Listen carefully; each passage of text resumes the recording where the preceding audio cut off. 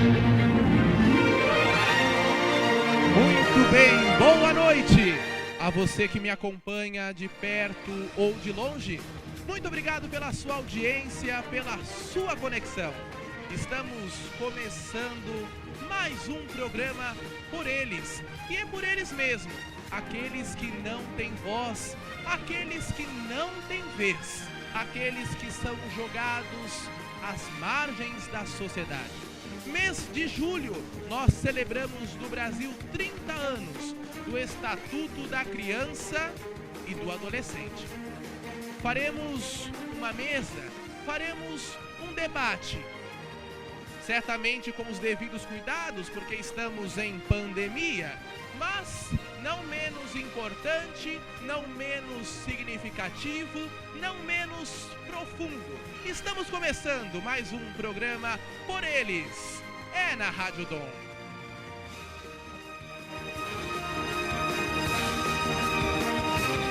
A você, muito obrigado pelo carinho, pela consideração, pela conexão.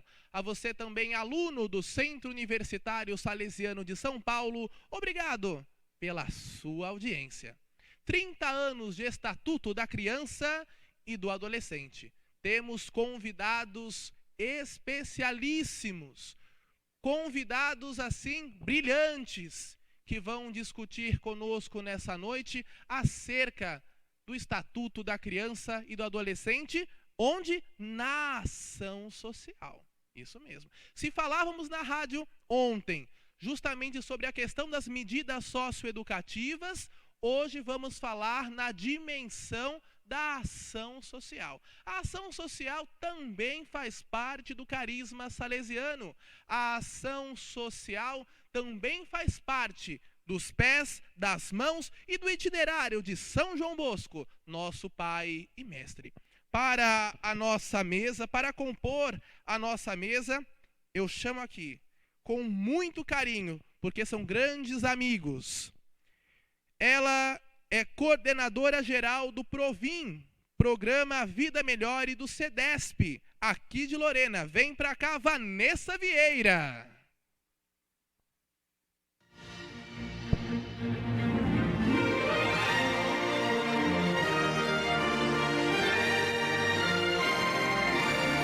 Ela é assistente social formada em 2010 pela Universidade de Taubaté. Trabalhou no CEDESP Provim, atualmente é assistente social no Centro de Referência Especializado de Assistência Social, CREAS de Lorena. Bem-vinda, Helena. Chamo para cá também, ele é salesiano de Dom Bosco, da Inspetoria do Nordeste do Brasil. É advogado, bacharel em Direito pela Universidade Estadual do Piauí, técnico em Serviços Públicos pelo Instituto Federal do Piauí, membro do Conselho Municipal dos Direitos da Criança e do Adolescente de Picos, Piauí, de 2010 a 2014. Foi presidente do CMDCA de 2012 a 2014. Vem pra cá, meu irmão Amós!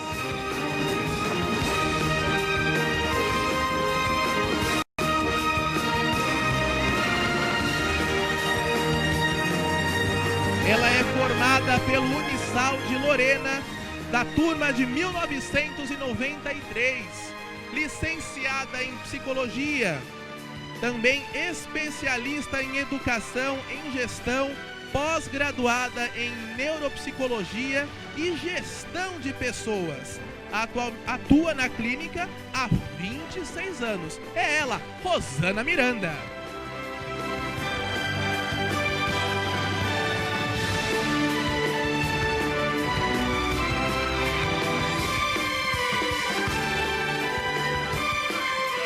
Com o time formado, posso dizer a você que essa noite será inesquecível. Essa noite certamente será uma noite profunda, uma noite de debate, onde o foco, onde os protagonistas não somos nós, mas certamente as crianças e os adolescentes do nosso Brasil. O nosso tema, 30 anos de ECA e os desafios da sua aplicação na ação social. Boa noite, Vanessa. Boa noite, Ronald. Boa noite, Helena, Rosana, Amós. Boa noite a todos vocês que estão nos assistindo. É uma alegria muito grande poder celebrar o aniversário do ECA, esses 30 anos aqui com pessoas que são comprometidas com essa missão. Muito obrigada pelo convite. Boa noite, Helena, e bem-vinda ao Teatro São Joaquim do Centro Universitário Salesiano de São Paulo. Sinta-se também em casa.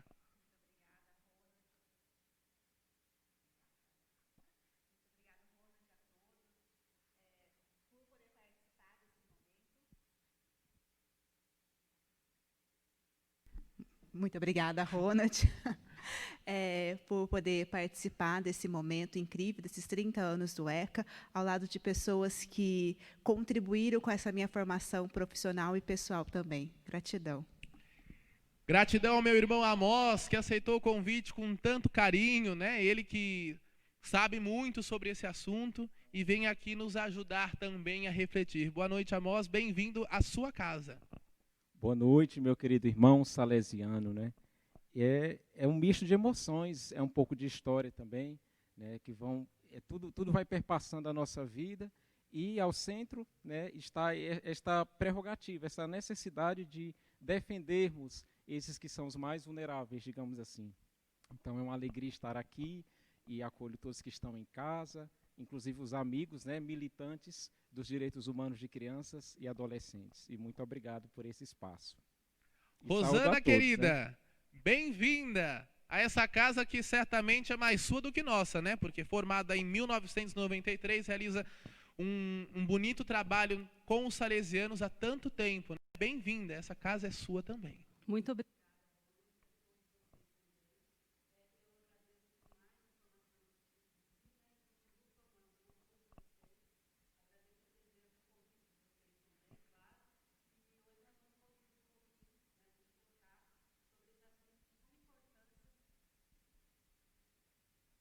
Esse assunto de suma importância, né, para a nossa família, para o nosso adolescente. Obrigada. Muito bem. E quem faz o comentário da nossa noite é também o salesiano Guilherme de Freitas. Boa noite. Boa noite, Ronald. Boa noite, Vanessa. Boa noite, Helena, Amós, Rosana. Uma alegria estar aqui nessa noite também, poder conversarmos sobre esse assunto tão importante, comemoração dos 30 anos do ECA, mas nos questionarmos também o que falta ainda para a implementação deste projeto que é tão bonito e tão necessário para a realidade das nossas crianças e adolescentes. Guilherme, essa noite vai nos ajudar a refletir também acerca dos comentários dos nossos queridos convidados da mesa. Guilherme vai nos ajudar a aprofundar mais e certamente a acalorar mais os nossos ânimos e a nossa discussão.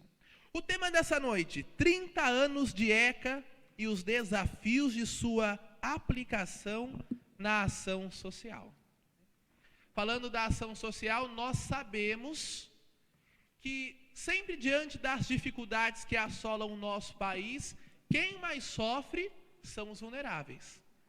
Quem mais sofre são os que mais necessitam. E são deles que nós falaremos essa noite. São desses que estão às margens. Por vezes nascem às margens e são comprometidos a ficar a essas margens.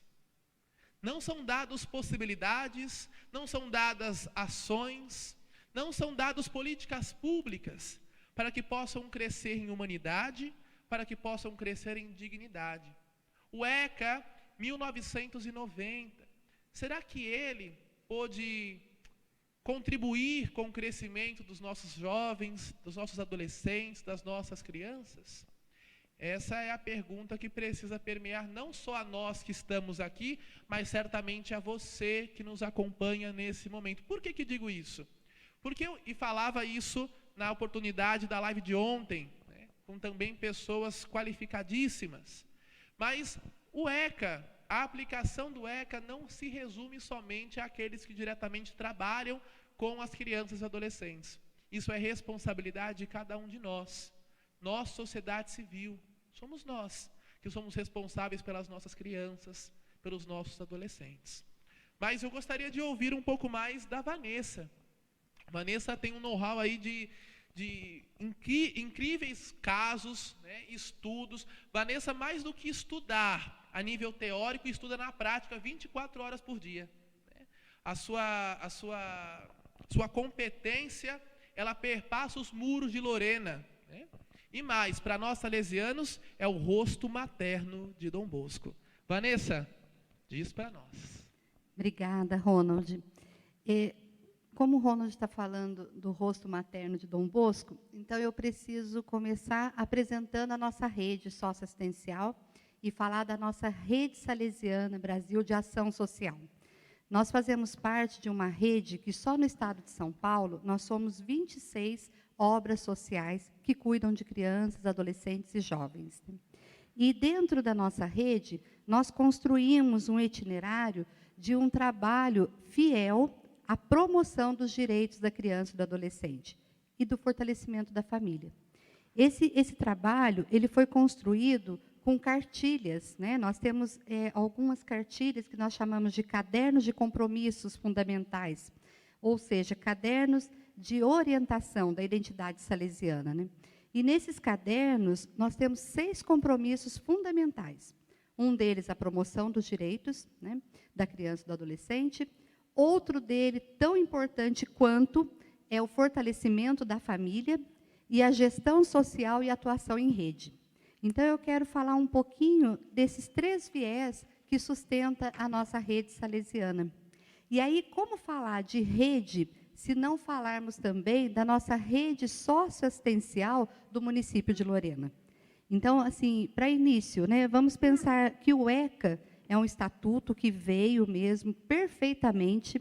Ontem conversávamos sobre isso com o padre Aguinaldo, que é especialista no assunto e que nos ensina muito, e ele falava muito assim, o ECA, o estatuto é perfeito, o que não é perfeito é a sua aplicação. E nós, enquanto rede, e aí eu posso me apropriar da rede socioassistencial, que Helena faz parte comigo também, no município de Lorena, e posso me apropriar também da rede salesiana para dizer. Enquanto rede, nós experimentamos a aplicação com eficácia e com eficiência, buscando o quê? A promoção e a garantia dos direitos da nossa criança e adolescente. Mas aí eu penso que nós precisamos passar mesmo pelo fortalecimento da família, pelo trabalho em rede, a atuação e a gestão, né, em rede, porque nós não somos isolados, não podemos ser isolados. Se as políticas não tiverem uma interface, não tiverem um diálogo, não se articularem, elas não acontecem. E aí o que dificulta a aplicação do Estatuto da Criança e do Adolescente. Porque se as políticas públicas de educação, de saúde, de assistência social, de cultura, de esporte, se elas não se conversarem, fica inviável aplicar o Estatuto. Porque o Estatuto prevê e garante à criança e ao adolescente todos esses direitos. Esse menino, esse adolescente, essa criança, essa família, eles têm direitos. Quando nós olhamos para o artigo 4º, que prevê, né, é dever da família, da comunidade, da sociedade em geral e do poder público assegurar com absoluta prioridade a efetivação dos direitos referente à vida, à saúde, à alimentação, à educação, ao esporte, ao lazer, à profissionalização, à cultura e à dignidade, ao respeito, à liberdade e à convivência familiar e comunitária. Eu estou falando de um trabalho em rede, que não pode acontecer só na educação, só na saúde, e muito menos é obrigação só da assistência. E, às vezes, como as pessoas distorcem um pouco, acha que a aplicação do Estatuto se dá na assistência somente. Concordo que a política de assistência, ela prevê a promoção dos direitos, né, da assistência social básica. E concordo também que se a básica falha, é na especial que ela vai aparecer. Concordo que se nós não cuidarmos da primeira e da segunda infância desse menino, ele vai aparecer, sim, lá nas medidas socioeducativas. Concordo com tudo isso, mas a assistência não fala sozinha. A assistência, ela precisa se comunicar com a educação, porque esse menino, ele nasce no seio de uma família que está integrada num bairro, num pedacinho do município, ele vai para uma escola que entra na política de educação, ele precisa dos direitos de saúde desde o seu nascimento, e aí ele vai percorrendo a cultura, o esporte, o lazer. Então, a assistência sozinha não pode dar conta. Então, eu acredito, Ronald, num trabalho em rede. E esse é o compromisso fundamental de nós salesianos aqui no município de Lorena. E eu sei que não é privilégio de todos os municípios, mas eu ouso dizer que acontece. Precisamos melhorar muito, precisamos crescer muito, precisamos amadurecer muito, né, para poder conseguir efetivar a aplicação do ECA. Mas, nesses 30 anos, eu posso dizer para você que nós já alcançamos muita coisa dentro do município de Lorena para as nossas crianças e adolescentes.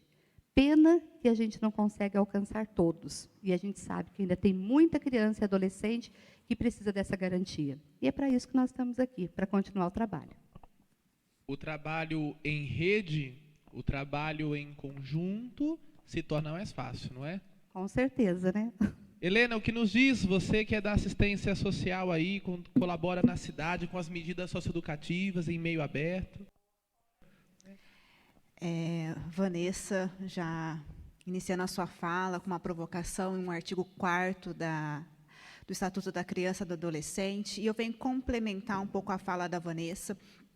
A lei, que é a Lei 8.069, do dia 13 de julho de 1990, ou seja, 30 anos, né, completados ontem, jovem ainda, né? E ainda com tantos desafios a serem enfrentados. Mas um dos desafios que a gente conseguiu fazer o rompimento foi a definição do que é criança e do que é adolescente. A lei trouxe que é criança todo aquele indivíduo que tem de 0 a 12 anos e adolescente de 12 a 18 anos. Todos. Não distinguiu quem era criança, não distinguiu quem era adolescente. Todos são crianças e todos são adolescentes dentro dessa faixa etária. E aí traz a importância de todos se envolverem nesse cuidado, nessa proteção, né, dessa criança e desse adolescente. Hoje, trabalhando com os adolescentes em medidas socioeducativas, então eu trabalho com a parte especial do Estatuto da Criança e do Adolescente. A gente encontra alguns desafios, principalmente que, no tempo que nós estamos vivendo, né, nesse atual governo, e aí eu não posso não mencionar isso, a discussão sobre a redução da maioridade penal.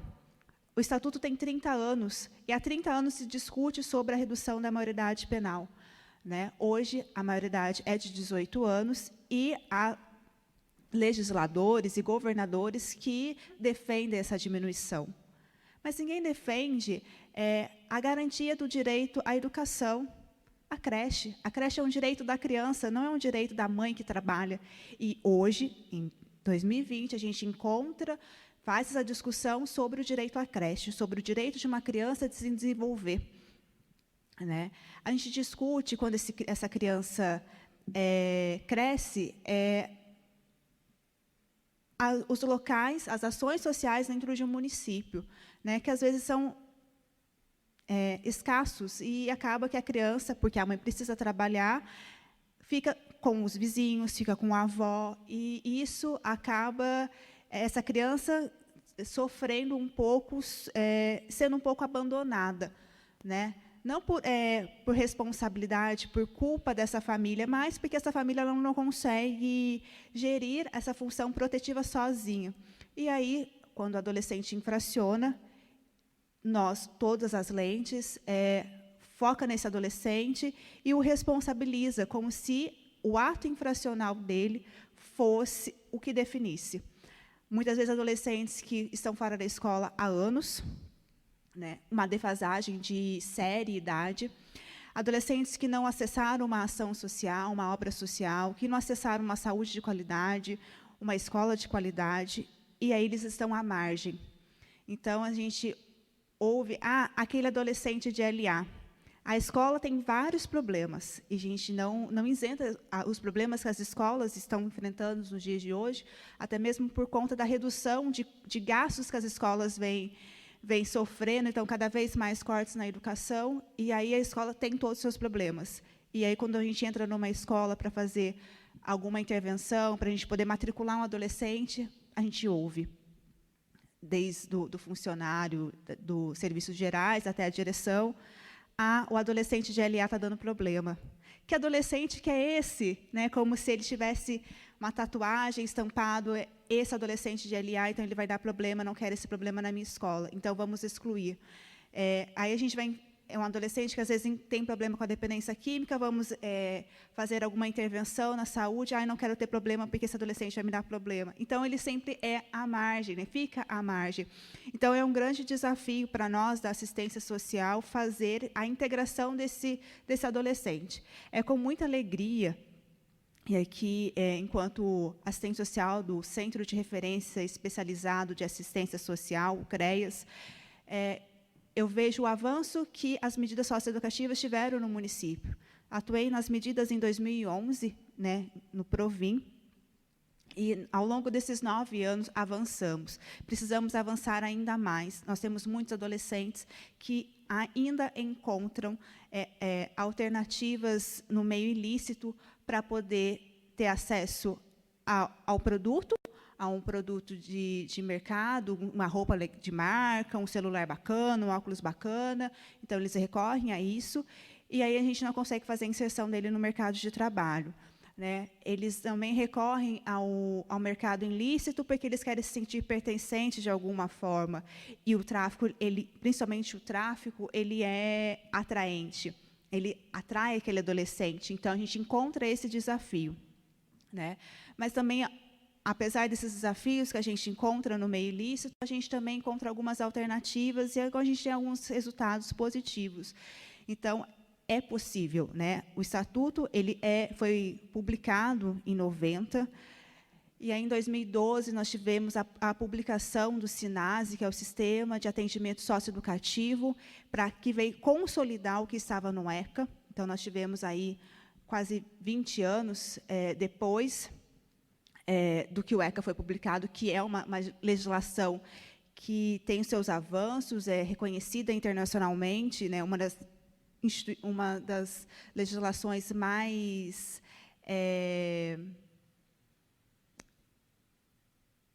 à frente, e na qual menciona todo o direito e todo o dever do adolescente, e aí os adolescentes aqui também têm os seus deveres. Precisou de uma outra lei para completar aquilo que o Estatuto da Criança e Adolescente disponha. Ainda assim, eu penso, né, que é uma lei que tem seus avanços. Né? A gente não encontra tantos meninos e meninas de rua, igual nós víamos nos anos 80, e foi por conta desses meninos e meninas de rua que muitos profissionais foram às ruas, brigaram por eles, lutaram por eles para garantir que eles tivessem direito. Então, hoje nós estamos aqui, 30 anos depois, para a gente ainda garantir ainda mais o direito de toda criança e de todo adolescente, incluindo o adolescente em medida socioeducativa. Uma das maiores dificuldades sociais talvez seja o estigma. Né? Quando eu deixo de olhar a humanidade do adolescente, a humanidade da criança, e apenas olho a questão do ato infracional. E quando eu olho para o ato infracional em si, eu vou descartando, mesmo que não querendo, mas quando eu olho e me impacto com apenas o ato infracional, eu vou descartando a possibilidade desse adolescente de futuro. Dom Bosco nos ensinou que todo jovem tem seu ponto de acesso. Então, a gente precisa encontrar esse ponto de acesso, incluindo nesse adolescente que infracionou por algum motivo. Ele tem seu ponto de acesso, ele tem sonhos, ele acredita, ele quer fazer algo diferente. É por isso que é importante olhar para a história. Sim. A história também nos dá respostas. Sim. E falando de história e falando de respostas, você já imaginou a situação em que uma criança ou adolescente, por inapta... Eita, até eu engasguei aqui. por inadaptação familiar ou social é punida da mesma forma que alguém que cometeu um crime, pelo simples fato de ser pobre e não ter alguém responsável por ela. Por isso, acontecia no Brasil até 1990, quando vigorava no país o chamado Código de Menores, crianças e adolescentes considerados em risco, seja em função da pobreza, abandono ou maus tratos, essas crianças eram recolhidas e levados para onde? A instituições que também recebiam, que também tinham como seu corpo os menores de 18 anos que cometiam furtos, roubavam ou mesmo atentavam contra a vida de outras pessoas. Nesse período, a preocupação da lei era manter apenas a ordem social, corrigindo quem se encontrava em situação irregular e incomodava, segregando-os da sociedade. Com a entrada em vigor do Estatuto da Criança e do Adolescente, Lei 8.069 de 1990, que em 2020, este ano ontem, completou 30 anos, meninos e meninas passaram a ser vistos sob nova perspectiva, como sujeitos de direitos. E a preocupação da lei passou a ser a proteção integral de todas as pessoas com idade entre 0 e 18 anos. Entretanto, a simples vigência do ECA não garantiu que todas as suas previsões fossem cumpridas. Avanços ocorreram, de modo gradativo e contínuo, mas ainda hoje, parte do Estatuto ainda não é aplicado. Amós é salesiano de Dom Bosco e atuou de forma brilhante em Picos, no Piauí. E certamente tem a sua realidade específica, mas não é que é muito diferente do Brasil, não é? Diga para nós, Amós. Eu começo agradecendo, né, a presença dessas mulheres, né? Nossa, a gente treme na estrutura, viu? Com essas mulheres de experiência. Bendito é o fruto entre as mulheres, viu? Muito bem. É isso mesmo, irmão. E assim, confirmo a fala, né, tanto da querida Vanessa quanto da Helena, né, de toda essa riqueza que o Estatuto da Criança e do Adolescente nos trouxe. De fato, foi uma das legislações pioneiras, né?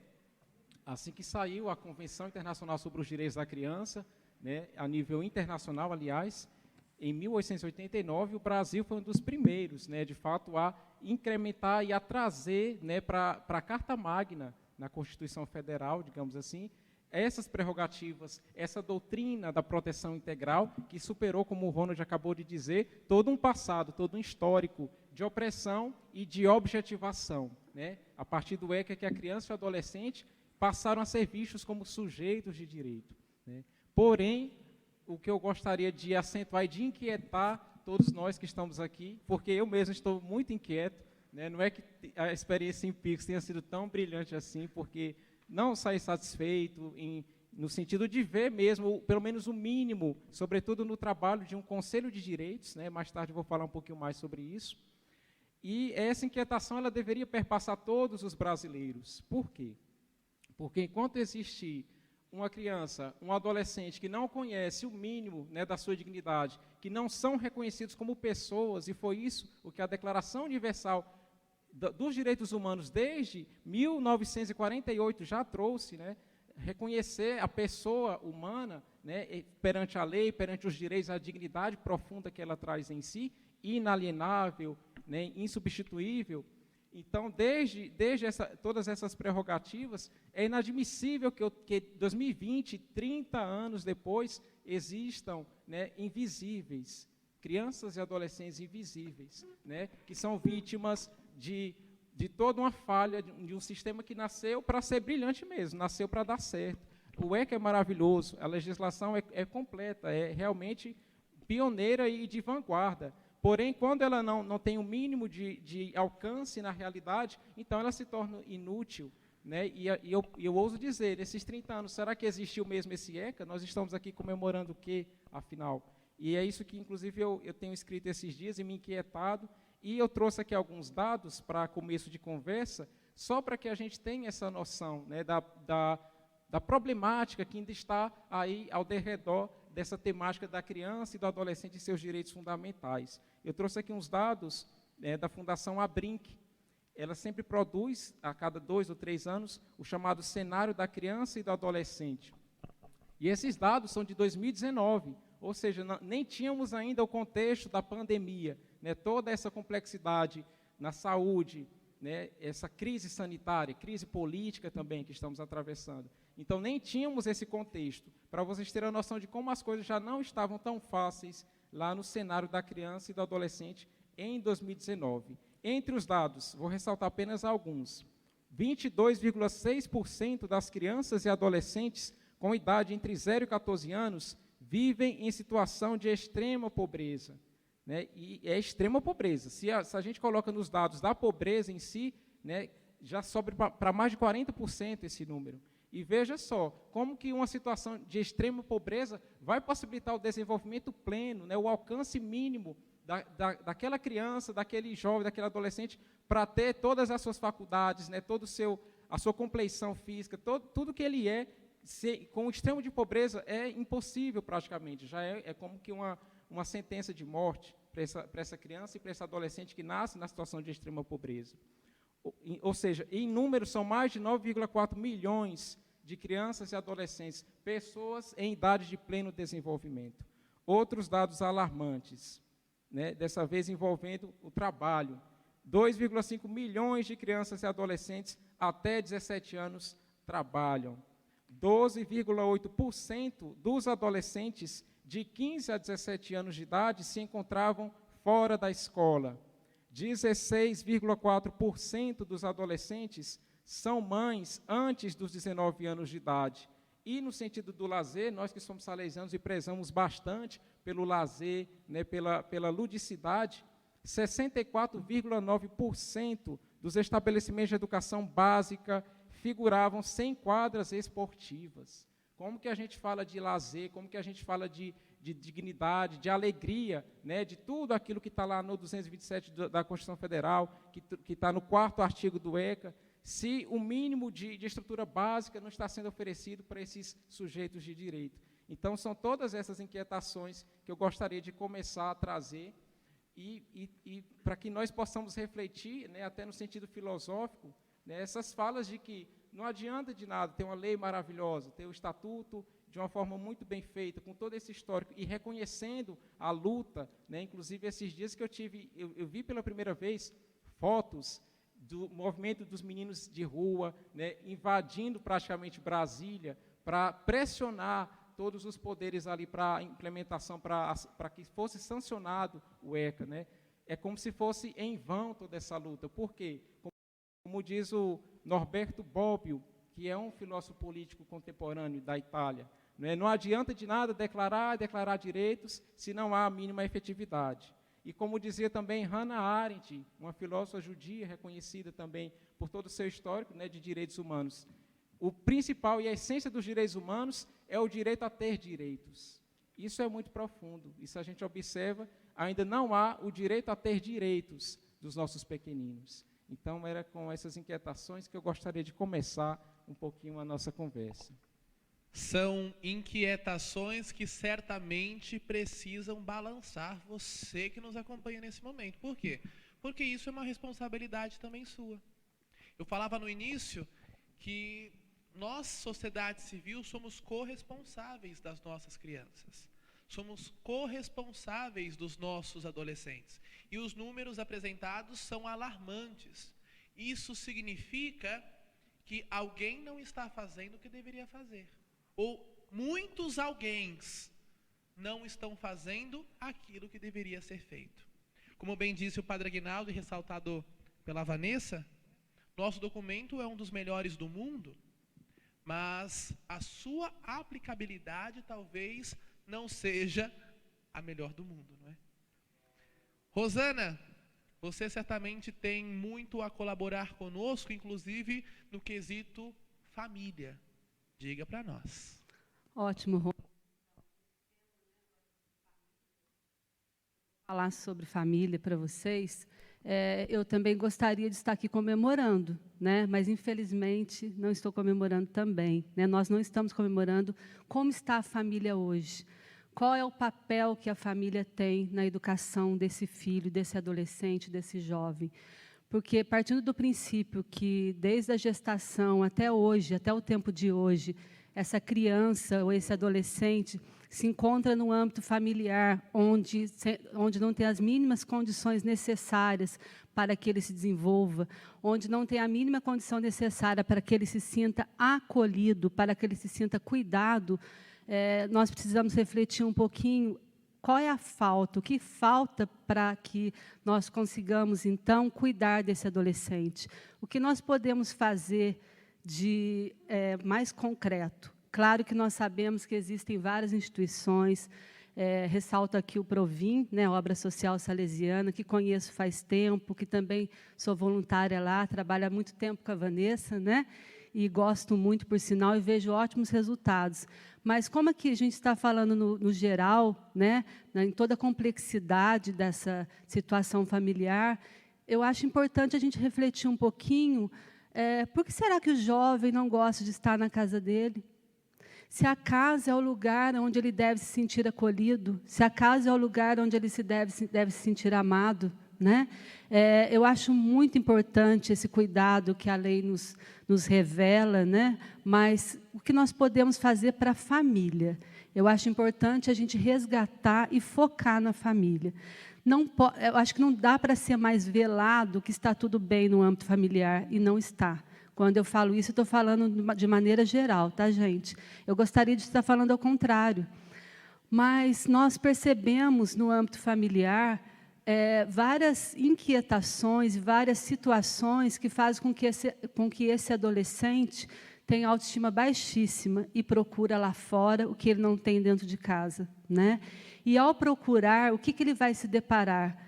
Como foi muito bem comentado pela Helena, né, por todos aqui da mesa, esse jovem ele fica fragilizado, e nessa fragilidade, o que ele vai buscar? Na verdade, ele não está buscando, é apenas a consequência dessa vida que ele teve e tem.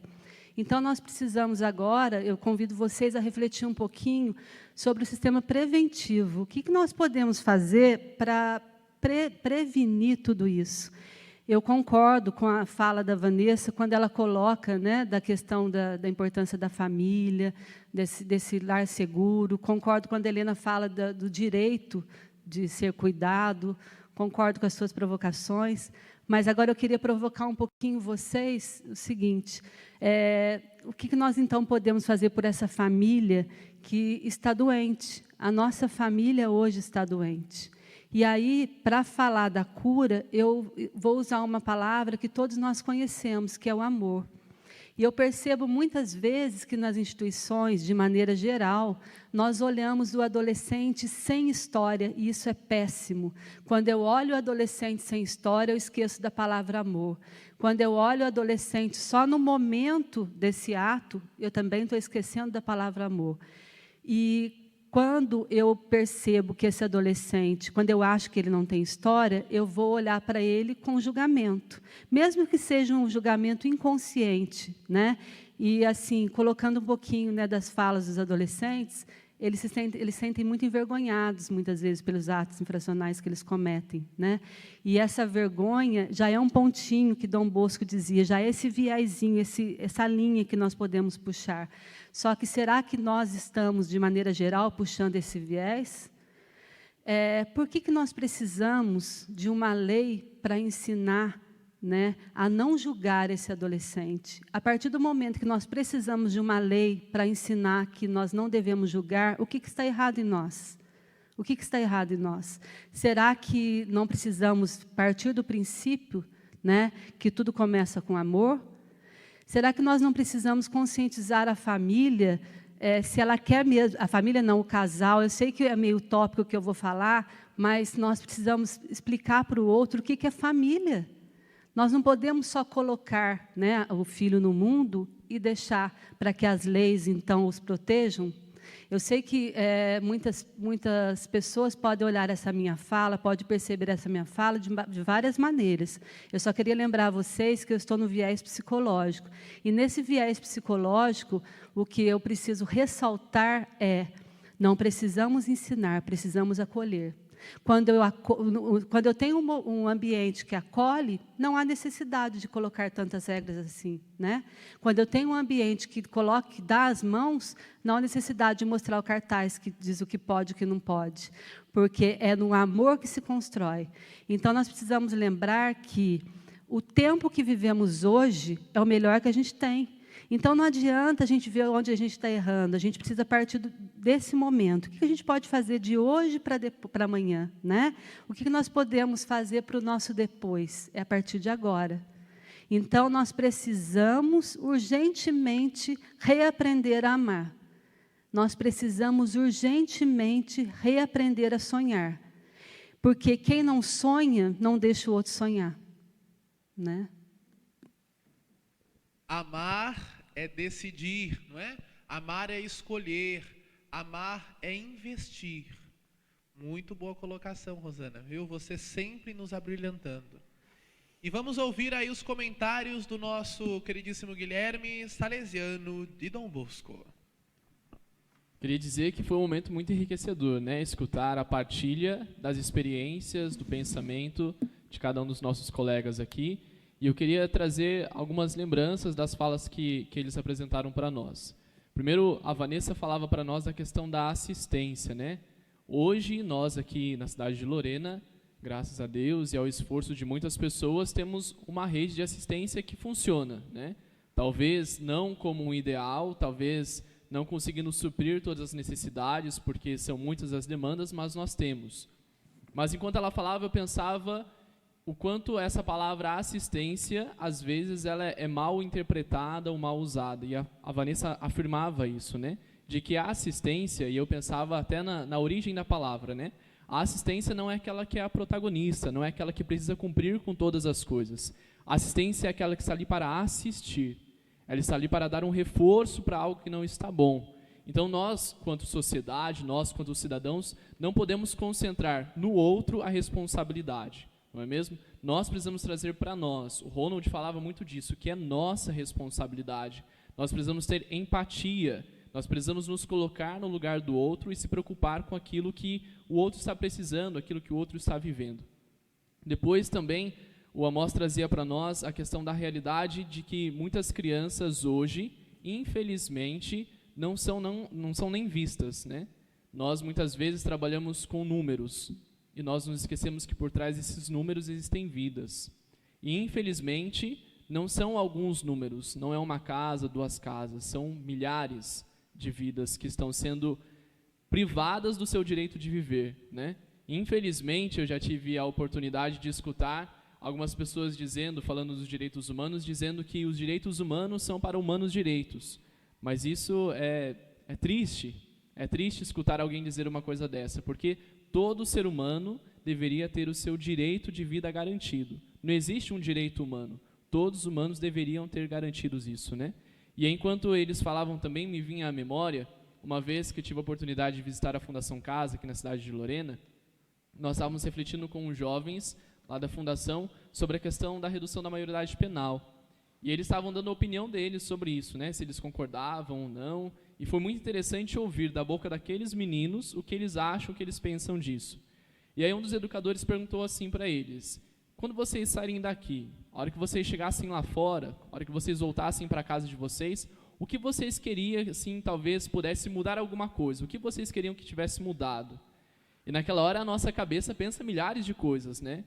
Mas um adolescente disse assim: eu mudaria no meu bairro a realidade de não ter uma quadra para poder jogar bola. E a gente ficou assim: nossa, mas uma quadra para poder jogar bola? O que você pode escolher tanta coisa para mudar, tanta coisa para ser diferente?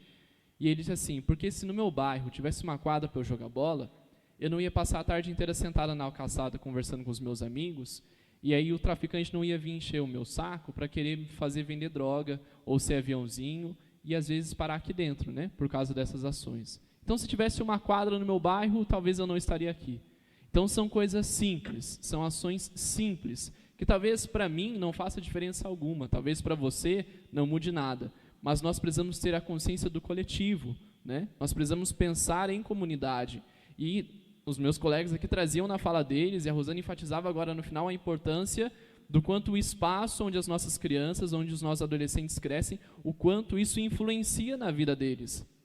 Desde dentro de casa, desde o seio materno, com cada palavra que um pai, que uma mãe fala, que um irmão diz também, que um tio, que uma avó fala, o quanto isso impacta na vida da criança. O ambiente da rua, o ambiente da escola, o ambiente do trabalho, todos os lugares, não só da criança, de nós também, o quanto nós, às vezes, quanto jovem, quanto adultos, somos influenciados e somos educados a muitas coisas que às vezes não são tão boas. Então é nosso dever e é nossa obrigação termos essa consciência do coletivo. Nós ouvimos aqui, eu partilho da experiência, da fala dos meus colegas aqui, de que falar de 30 anos de ECA talvez tenha muitas coisas positivas, mas nós temos muita coisa ainda para correr atrás. Muita coisa porque muitas vidas ainda não têm o direito de vida garantido. Talvez porque a gente está acomodado. Talvez porque não me toca, porque eu não tenho problema. Na minha casa tem tudo, não me falta nada. Então, eu fico lá vendo o jornal e aí vejo falar das mortes, eu vejo falar das tragédias. Eu escuto falar que a educação não está boa, mas eu estudo numa escola boa, eu tenho um ensino de qualidade. Eu escuto falar que, nesse tempo de quarentena, muitas pessoas sofrem por não poder estudar, porque não tem internet, às vezes, em casa, porque não tem um aparelho eletrônico, mas eu tenho a minha faculdade, eu estudo, não tem problema com isso, isso não me afeta. Enquanto o problema do outro não tocar a minha vida, talvez o ECA, talvez possa ser o melhor documento, construído com lindas palavras, mas não vai passar de letra morta. E é nosso dever a aplicabilidade disso. Então, queria agradecer a oportunidade de estar aqui com vocês e enriquecer também a minha experiência, quanto salesiano, quanto jovem, que luta também pela vida de outros jovens, de outras crianças, escutar essa partilha. E espero que vocês também tenham essa experiência, sejam tocados por isso, né? De se sentir incomodados, sair do comodismo. Aristóteles, filósofo clássico, vai nos dizer que nós somos seres políticos, que a todo momento nós estamos em relação. Só que numa sociedade, por vezes, individualista, corremos o risco de formarmos guetos, formarmos grupos, isso quando formamos grupos e formamos guetos. Mas quando nós olhamos apenas para o nosso umbigo e entendemos esse umbigo, não olhamos para o outro, não queremos o outro, e aí nós acabamos entrando em decadência, porque corremos o risco de, por vezes, nem querermos a nós mesmos.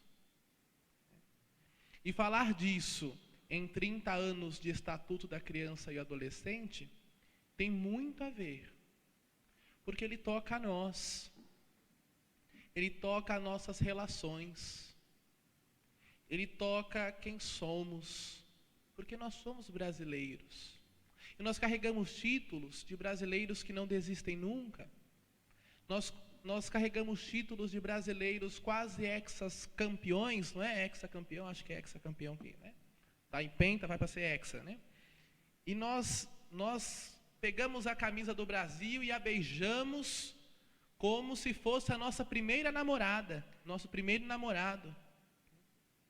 Mas nós precisaríamos querer beijá-la também em outros lugares, em outras questões, entre elas o cuidado, entre elas o compromisso, entre elas o comprometimento, entre elas querer se colocar no lugar do outro. Mas são 30 anos de ECA e os desafios da sua aplicação na ação social. Estamos indo para o nosso segundo bloco, né, segunda parte do nosso programa aqui. E eu tenho uma pergunta, só que não necessariamente precisa seguir a linha da mesa, tá bem? Então a gente vai conversando, vai respondendo, vai partilhando. Minha pergunta primeira diz assim: as crianças e jovens de nosso país, os déficits de aplicação do ECA diante das vulnerabilidades sociais e psicológicas. Vou repetir. As crianças e jovens do nosso país e os déficits da aplicação do ECA diante das vulnerabilidades sociais e psicológicas. É um desafio a aplicação do ECA. Mas na questão social das nossas crianças e adolescentes, ou seja, eu falava no início que quem mais sofre são quem? Os mais vulneráveis. Quem mais sofre são os quem? Os mais pobres, os mais necessitados. Como é a aplicação em relação à questão da vulnerabilidade e à questão psicológica? Como é que fica tudo isso? Mandem ver. Boa sorte para me Ronald, responder. eu fiquei aqui ouvindo os meus colegas e fico com uma preocupação mesmo, né? No sentido que nós precisamos de uma outra lei para garantir uma lei que já existe. E, né, o próprio SINASE, né, o SINASE ele veio para poder ensinar a parte pedagógica, né? E o SINASE veio para preparar, né, os agentes e os socioeducadores para cuidar dos meninos que estão em cumprimento de medida, né? E nem por isso deu certo, nem por isso se efetivou a aplicação. Tanto que nós temos socioeducadores brigando para ter armas, ao invés de brigar para compreender, né, para olhar para a história dos meninos que estão em medida.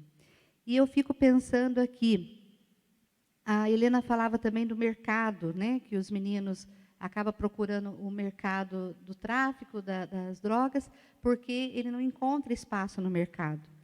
E é uma realidade, né? Nós temos a lei da aprendizagem, que prevê que os meninos de 14, né, até 21 anos possam estar numa empresa, mas nós não temos fiscalização para isso.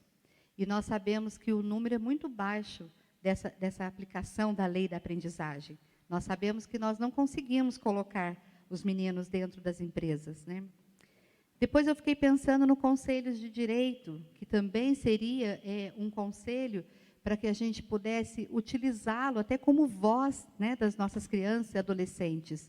E sabemos também que o Conselho não consegue se efetivar porque não tem nele os agentes de todas as políticas, representação de todas as políticas. É devido, mas não tem, né? Nós sabemos disso. Eu fui presidente do Conselho em 2 gestões consecutivas, e a Helena me acompanhou, e sabemos da luta que era, né, para a gente ter ali representantes da educação, do esporte, da cultura, da saúde e da sociedade civil também. Quando eu falo representatividade, não é só corpo presente, não. Eu falo da representatividade com comprometimento, com desejo político, né, com mão na massa, né? E nós sabemos que são poucos. E a gente sabe que é grande, né? A nossa empreitada é grande. Inclusive, nós criamos aqui em Lorena uma comissão, né, para tratar do fluxo de atendimento a crianças e adolescentes vítimas de violência. Para que isso, se a lei já previa? Para que isso, se a lei já dizia que não era necessário, né? Se a lei já garantia? Mas para vermos como nós somos também vulneráveis, né, na aplicação do ECA. E aí eu falo que nós somos, porque nós somos também, Amós, quando a gente se contenta com o que tem, né? E aí a gente acha que está tudo bem, né? E a gente se contenta. O Guilherme falou muito bem da inquietude, né? A inquietude tem que nos mover mesmo. Não podemos mais ficar olhando para o nosso território e achar que está tudo bem, né? Senão a gente vai ficar empacado aqui. E aí eu falo também um pouquinho da preventividade na família, né? A Rosana falou muito bem a questão da história e do amor, né? E um dos nossos artigos aqui na nosso compromisso fundamental do fortalecimento de família é isso, que é preciso considerar também, mesmo sendo um espaço privilegiado de proteção e segurança, o exercício de tolerância e respeito à família, que muitas vezes é o espaço silencioso da violação de direitos, né? E aí, quando eu falo isso, eu quero deixar muito claro que eu sou radicalmente contra a culpabilização das famílias. Porque eu não posso culpar ou cobrar de alguém que também não foi preparado, né? E aí, por isso eu defendo a preventividade também dos meninos que estão na fundação. Eu não acredito que a prevenção ela acontece só até o ato infracional. E depois do ato, não. Depois do ato não tem mais o que prevenir. Ele já caiu mesmo, não tem mais o que prevenir. Não, eu acredito que é ali que está a prevenção também. Porque eu preciso prevenir o futuro desse menino. Esse menino vai constituir uma família. Esse menino vai ter filhos. Será que esse menino está fadado mesmo a ser um infrator, a ser um criminoso, a ser um traficante? Ele está fadado a isso? Ele não pode escrever uma história diferente?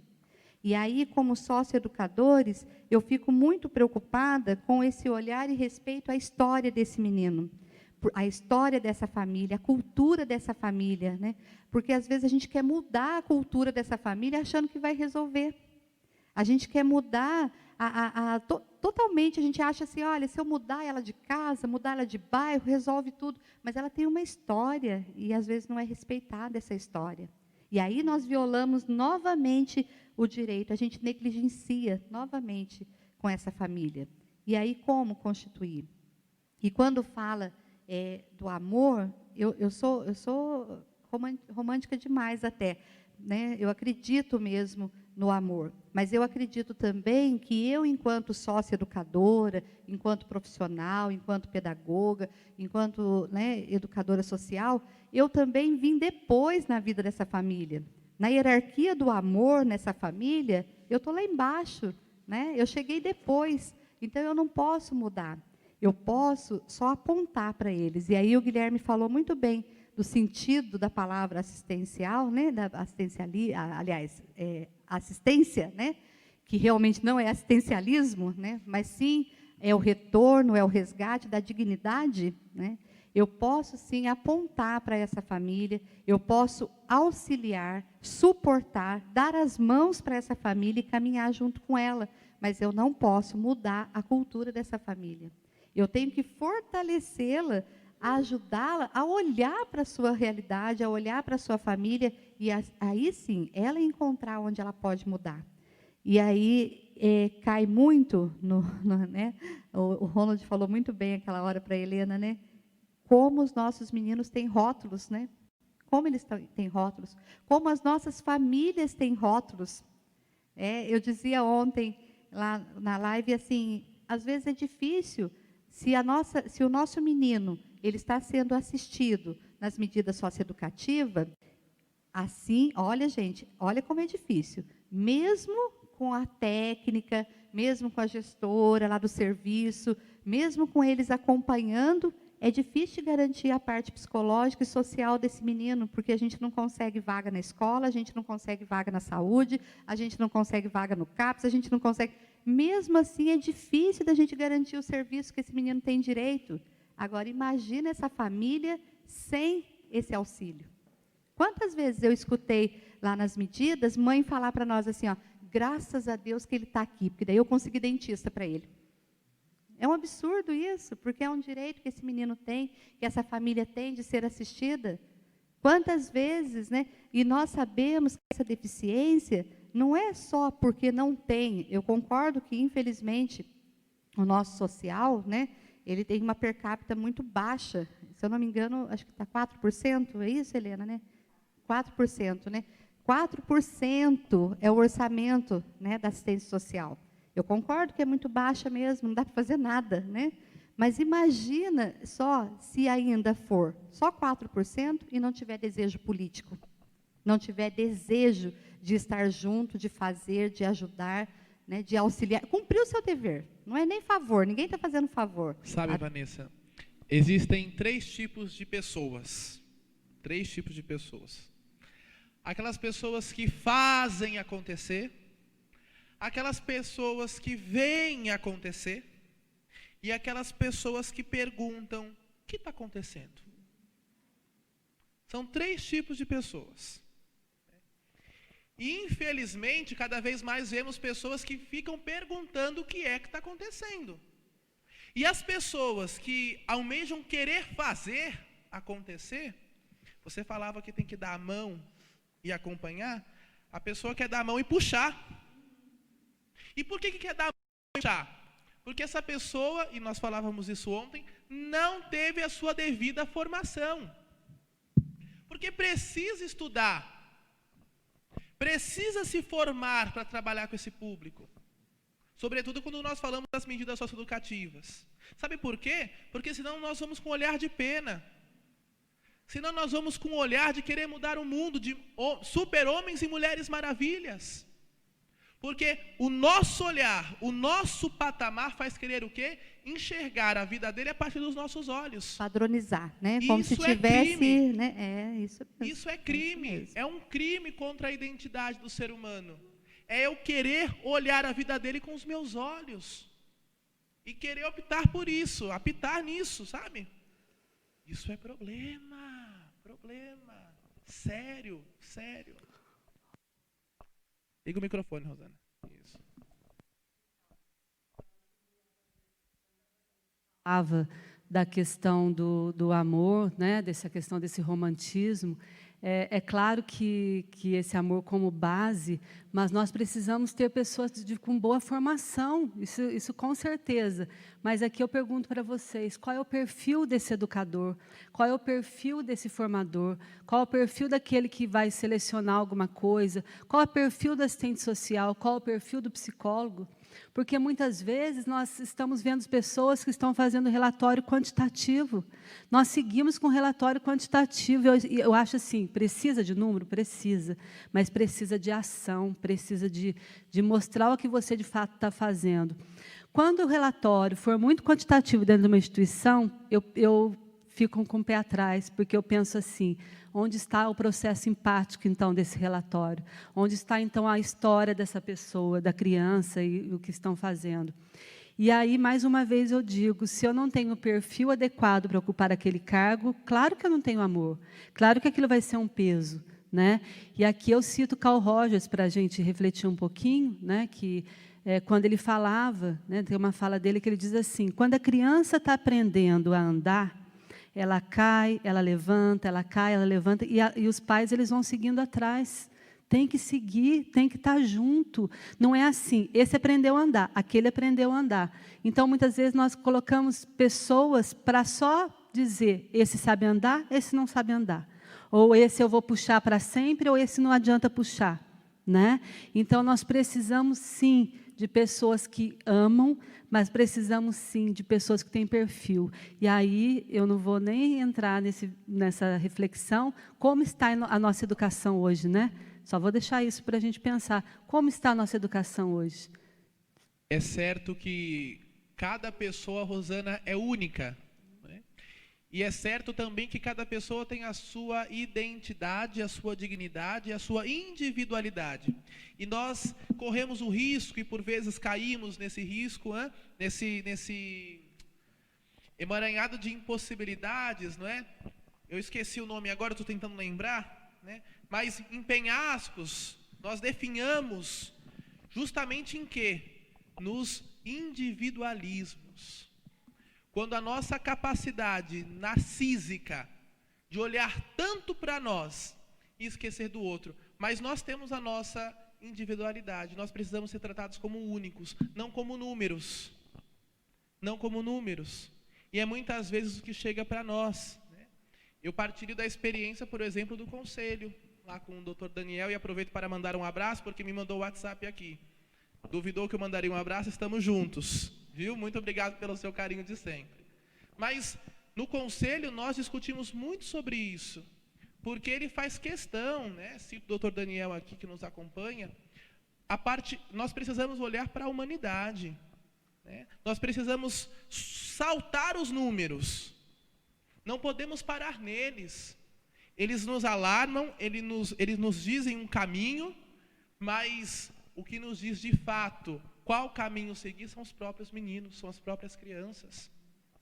Não são teorias, mas são práticas. Um pedreiro que está ali diariamente com a mão na massa, sabe muito mais e tem muito mais experiência, por vezes, do que um engenheiro formado aí. O engenheiro formado, a menina ali que fez engenharia está passando a cabeça, porque né? Chega lá com um projetinho lá e ele fala, olha, não vai dar certo, mas eu estudei. A gente precisa parar para pensar sobre isso. Às vezes, a teoria está muito distante da realidade. Está muito distante da realidade.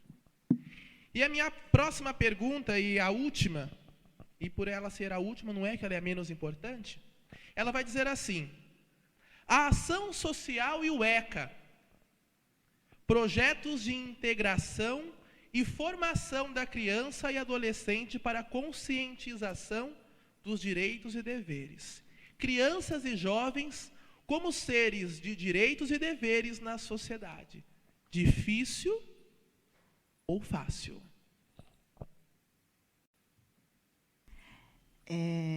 Nossa, estou bem inquieta aqui. Todas as provocações realizadas, mas veio na fala do Amós um filme que eu sou muito fã, um filme nacional chamado Contador de Histórias, que conta a história do pequeno Roberto Carlos Ramos, uma criança, né, caçula de uma família de 10 filhos, se eu não me engano, e a mãe, né, vulnerável, vivendo na pobreza, dentro de uma comunidade em Belo Horizonte, viu a propaganda da antiga FEBEM, e na qual a propaganda mostrava que a criança que, ao entrar ali, ia ter direito à escola, à saúde, ao lazer, e ela, ali nos anos 70, ela não tinha condições nenhuma de oferecer isso aos seus filhos. E aí, tendo essa oportunidade, ela escolheu, né, o caçula para ter acesso a tudo isso, porque ela acreditou que ele teria um futuro melhor, que ele ia ser alguém diferente dela e dos outros filhos. E aí, ela, assim, encaminhou o seu filho, levou o seu filho à FEBEM. Chegando na FEBEM, essa criança, com 6, 7 anos, chorava, porque ela queria estar junto com seus irmãos, estar junto com a sua mãe. E não entendia muito bem. Essa criança apanhou, sofreu, né? E aí o filme vai contando toda a trajetória dessa criança, do Roberto, dentro da FEBEM. Ele fugiu, voltou. E, em determinado momento da história, ele encontra uma mulher, né, que era uma pesquisadora. Ela entrou na FEBEM e quis conhecer as histórias daquelas crianças. E aí conheceu o Roberto e, pouco a pouco, ela foi cativando, foi criando vínculo com essa criança. Essa criança começou a contar a sua história, e esse vínculo, né, depois, após a sua saída, ela o adotou, né, com o consentimento da família, o adotou, levou embora, foi para a França, ele teve a oportunidade de estudar. Hoje, o Roberto Carlos é um exímio educador, né, e o filme mostra a história dele, e como a importância de a gente dar possibilidade a essa criança, a esse adolescente. Em 2019, nós tínhamos 22% das nossas crianças e adolescentes, é isso, Amós? Na extrema pobreza. Ou seja, o que significa 22% das nossas crianças e adolescentes, as suas famílias viviam com uma renda de R$ 89 por pessoa. 89. Hoje a gente discute sobre a questão do auxílio emergencial, de ser essenciais, que a gente não consegue sobreviver com isso, não consegue pagar as contas. 22% das nossas crianças e adolescentes, em 2019, viviam com R$ 89 por pessoa. Isso, passavam fome. E a gente precisa das políticas afirmativas, enquanto o programa Bolsa Família, para que essa criança tenha acesso à alimentação. E aí, esse é o nosso desafio, né? No contexto que nós estamos vivenciando, nesse processo de pandemia, esse é o nosso maior desafio, que as crianças tenham o que comer, tenham acesso ao que comer. E aí a pergunta, deixa eu recorrer aqui, né? A pergunta do Ronald sobre a questão da ação social e o ECA. Hoje, a gente tem, dentro das ações sociais, essa possibilidade. A gente fortalece as crianças e o adolescente o acesso a algumas políticas, né? É triste a gente ouvir algumas mães, até mesmo alguns adolescentes, mencionarem, quando chega nas medidas, agora eu posso ir ao dentista, ou agora eu posso fazer uma escolinha de esporte. Precisou infracionar, precisou entrar na parte especializada do Estatuto da Criança e Adolescente para ter acesso aos serviços. Então, que a gente consiga, nesses próximos anos, que não esperamos 30 anos, efetivar o acesso às crianças e adolescentes a essa política, né? À educação, à saúde, à assistência, ao esporte, ao lazer, enfim, né? Que esse número de 22%, eu desejo que seja, daqui no máximo 10 anos, esse número seja bem reduzido. Quem sabe a 0, talvez é um sonho, né? Mas eu luto por isso. Acredito que, se nós juntos darmos as mãos e ser empático com o outro, se colocar no lugar do outro e um dar a mão ao outro, não soltar dessa mão, né? A gente consiga diminuir esses dados. Sabe, Helena, você falava, me lembrei de um dos garotos atendidos na Fundação Casa, e ele estava na fundação, estava interno, saiu e num período curto de tempo voltou. E aí cheguei lá, perguntei, e aí menino, tá aqui de novo? Aí ele falou assim, pelo menos aqui eu como melhor. E aí isso precisa nos assustar. Isso precisa fazer com que a gente levante a bunda do nosso sofá e faça alguma coisa. Me perdoem se às vezes eu sou chulo, mas a gente precisa falar às vezes na linguagem que o povo entende. Porque nós estamos falando com seres que têm mais futuro do que passado. Mas esse futuro depende também da nossa responsabilidade. Me perdoem se estou sendo enfático nisso. Me perdoem se tantas vezes hoje falei que é nossa responsabilidade, porque é.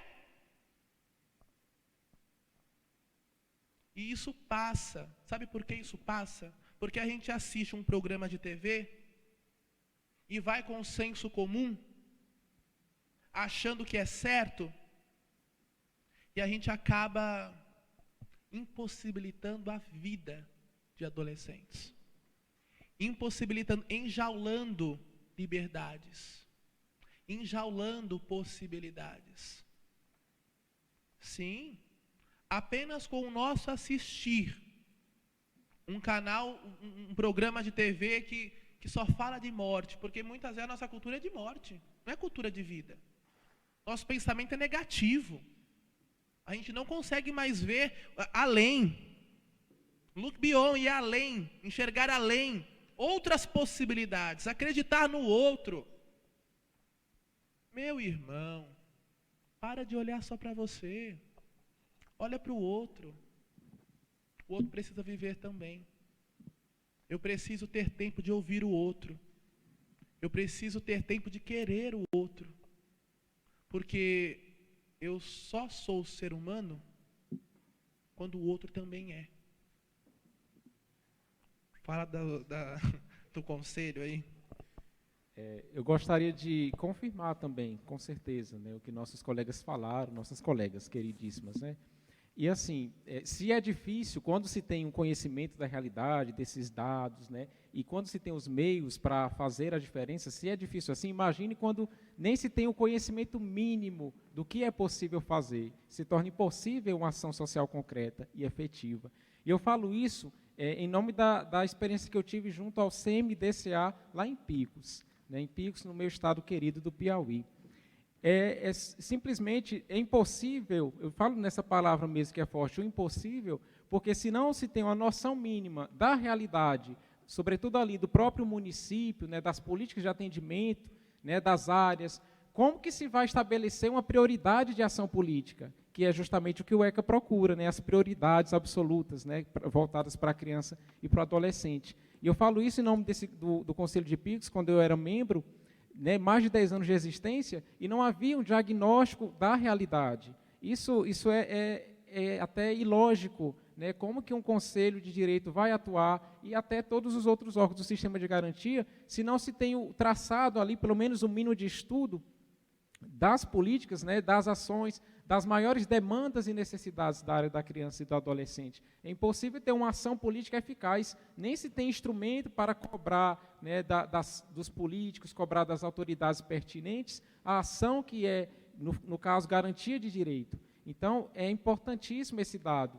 E se a gente observa os conselhos de direito, né, no município, eu fiz esse estudo na minha graduação lá pela Universidade Estadual, sobre os conselhos de direito no Brasil, e eu não tenho uma lembrança do número exato, mas praticamente assim, a grande maioria dos conselhos no Brasil não funcionavam plenamente como deveria, não tinha um mínimo de capacitação, eu digo isso no sentido de formação mesmo dos seus membros, né, sem falar na boa vontade também, que tem isso, né, essa importância.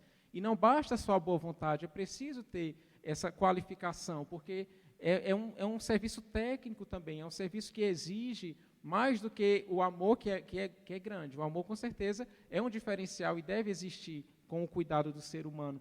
Mas é preciso, além dessa boa vontade, da reta intenção, a qualificação técnica para atuar com os instrumentos corretos, porque senão as informações vão acontecer, as políticas vão ser direcionadas a outras demandas e a gente vai ficar a ver navios e as crianças e adolescentes não vão ter o mínimo de garantias, né? Não vão ter a oportunidade que elas precisam para o seu pleno desenvolvimento. Então, eu tinha outras coisas para falar sobre o Conselho de Direito, essa experiência toda, mas certamente pelo tempo não será possível. E eu termino assim, conclamando mesmo, né? A gente critica os políticos, né? As instituições governamentais, mas esquecemos que um órgão como esse, um Conselho de Direito, ele é uma porta aberta para um ente como nós, uma pessoa como nós, né, sociedade civil, para que nós possamos ingressar lá e também deliberar sobre os direitos de criança e adolescente. E é aí que a gente falha, é aí que a sociedade falha, porque as pessoas nem sabem o que é Conselho de Direito, confundem com o Conselho Tutelar, né, que é outra instância também, e outro órgão essencial do trabalho, né, e acaba que quem perde é a política, e quem perde, no final de tudo, são os nossos vulneráveis, né? E quando eu vejo todos esses relatos dos adolescentes em situação de infração, é simplesmente o reflexo de vulnerabilidades que atraem outras vulnerabilidades. É simplesmente isso, é um ciclo vicioso que vai engolindo os nossos meninos e a gente não só se conforma, como também condena, critica e acha que o grande erro são eles em si, sujeitos em desenvolvimento. Muito bem, vamos ouvir então pela segunda vez aí nosso querido salesiano Guilherme, aí, o comentarista da noite. Não é o José Wilker no Oscar, não é? Mas tá longe disso, né? Mas é um comentarista de mãos cheias, né? Manda ver. Mão cheia do microfone, só se for, né?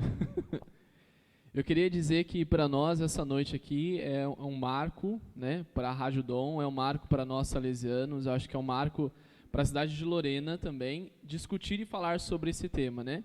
Eu não sei se é do conhecimento de todos, mas nós temos aqui uma pluralidade imensa de perspectivas com as pessoas que estão aqui representando, né? Seja a Rosana, formada em Psicologia, o Amós, formado em Direito, a Helena, formada em Assistência Social, a Vanessa, formada em Pedagogia, o Ronald, formado em Comunicação, nós representando aqui também a perspectiva salesiana, né, como religiosos. É um mundo. São muitos pontos de vista discutindo sobre uma mesma necessidade, falando da realidade das nossas crianças, dos nossos adolescentes, que passam por muitas dificuldades, por muitas necessidades, né? E o tema agora da segunda pergunta era dizer, né, os adolescentes, as crianças e os jovens, seres de direito, de deveres, isso é fácil, isso é difícil, e eu acredito que seja uma coisa muito difícil, porque não depende da vontade de um ou da vontade do outro, depende do esforço de muitos, né? Todos nós precisamos nos esforçar para que essa garantia de direitos e também de deveres cheguem até a realidade, até a vida desses nossos jovens, dessas nossas crianças. Foi falado aqui enfaticamente que nós não podemos mais lidar com números, nós estamos lidando com vidas. Os números são importantes porque nos ajudam a enxergar a realidade daquilo que nós vivenciamos, a realidade da vida dessas crianças e desses jovens. Mas é importante olhar para a dignidade da vida de cada um desses. Não existe mais ou menos dignidade, existe dignidade. E nós todos precisamos ter essa consciência, uma consciência coletiva. O Ronald falava de corresponsabilidade. É muito fácil nós criticarmos os nossos políticos, é muito fácil nós criticarmos os agentes da política, quando nós nos tiramos dessa responsabilidade. É muito fácil eu falar da vida de um jovem que é marginalizado, de uma criança que passa fome, quando isso não me toca. Eu preciso ser sensível a isso. Lógico que nenhum de nós aqui é super-herói. Queríamos, né, ter superpoderes para fazer muitas coisas, para poder salvar muitas vidas. Mas, infelizmente, ou felizmente, não sei, nós não temos. O que nós temos e precisamos colocar em prática é a nossa boa vontade de construir uma boa sociedade. Só a boa vontade não basta. É preciso ação, é preciso movimento. Nós precisamos sair do nosso acomodamento, da nossa casa, da nossa vida, da nossa realidade, para ir ao encontro do outro. Partilho para vocês, agora no final, né, da nossa live, antes de nós encerrarmos aqui, a experiência que nós, salesianos, trazemos na nossa vida, em poder tocar a vida de muitas pessoas que passam por situações de vulnerabilidade. É preciso nós sairmos do nosso comodismo, sairmos daquilo que é o nosso conforto, muitas vezes, para nos colocar à disposição do outro. Isso nem sempre é fácil, e isso muitas vezes vai trazer um cansaço, um desconforto, mas quando a gente vai para a nossa casa, a gente deita na nossa cama, às vezes a gente demora para dormir, né? Porque todos os problemas que é da vida das pessoas a gente carrega com a gente. É difícil, né, a gente tirar. Mas quando a gente consegue dormir, a gente sonha com a vida daquela criança que a gente pôde ajudar. A gente consegue sonhar, às vezes dormindo, às vezes acordado, com a transformação da vida de pessoas, de jovens, de famílias, que muitas vezes a sociedade disse que não tinha jeito, que não tinha futuro, que não dava. Nós temos aqui homens e mulheres, né? Nós que aparecemos nas câmeras, aqueles que estão atrás das câmeras, que fazem da sua vida um esforço para transformar a vida do outro, mesmo com pequenos gestos, mesmo com pequenas coisas.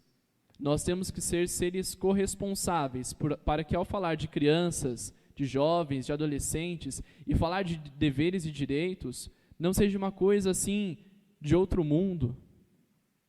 A Helena dizia, né, daqui 10 anos, diminuir o índice talvez seja um sonho, mas nós precisamos sonhar, porque essa é a esperança que nos move. Falar do ECA, talvez, para nós, seja uma coisa muito normal, porque já está aí, a gente já vive de alguma forma, com as dificuldades, com as lutas, mas nós precisamos pensar em antes. Quanto tempo precisou, quantas vidas precisaram sofrer por não ter esse mínimo que hoje nós temos. Mas esse mínimo precisa se tornar muito. Isso depende de todos nós somos agentes, todos nós somos construtores de uma sociedade boa, mas isso precisa da nossa intenção e da nossa ação. Então que esse momento que nós tivemos aqui de partilhar um pouco das nossas experiências, das nossas angústias, né? Ouvir a palavra de um e de outro, quando toca o nosso coração, nos incomoda, porque nós queremos fazer algo, que isso chegue até o seu coração, que isso chegue até a sua vida e te incomode, e que o seu incômodo incomode outro, que incomode outro, que incomode outro, e juntos nós vamos poder fazer muito. Saia do seu comodismo e acredite que é possível. Duas coisas para a gente finalizar. Santa Teresa de Calcutá, o irmão Lucas já está rindo, porque eu sempre falo, né? Santa Teresa de Calcutá vai dizer justamente que são mais santas as mãos que servem do que os lábios que apenas louvam, dos lábios que apenas palestram, que proferem palavras, não é? Nós precisamos tomar cuidado com isso. Papa Francisco, queridíssimo Papa Francisco, vai dizer que nós precisamos ser pontes. Nós precisamos largar as nossas falsas seguranças e ir ao encontro.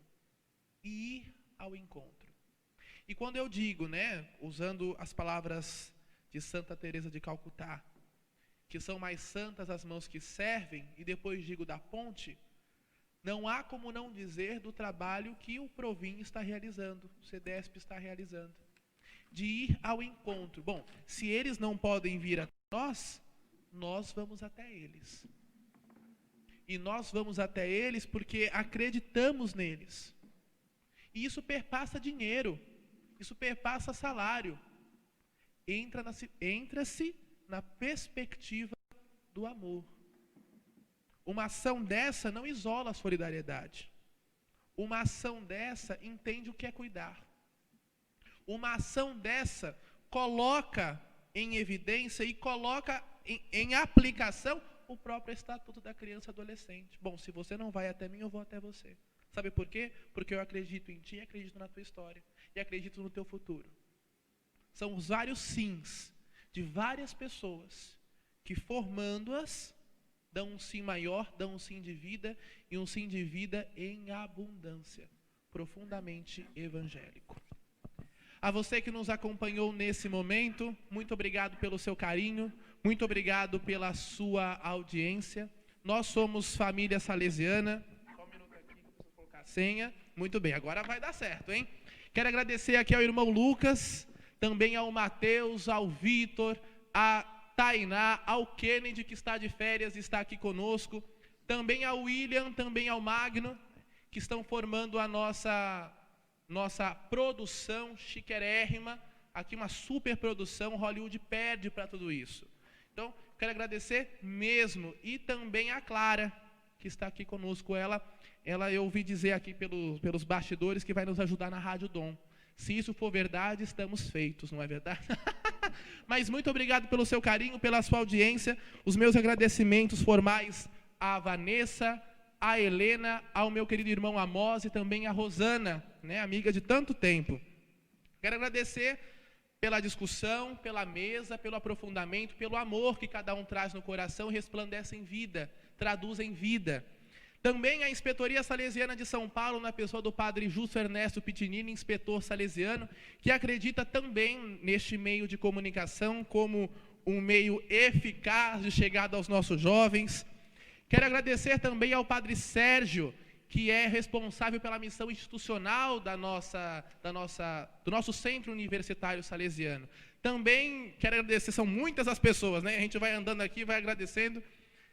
A gente agradece ao padre Luiz Fabiano, que é diretor da Presença Salesiana de Lorena, ao irmão José, que dirige o Provim junto com a Vanessa e realiza um trabalho tão bonito, tão significativo com as nossas crianças.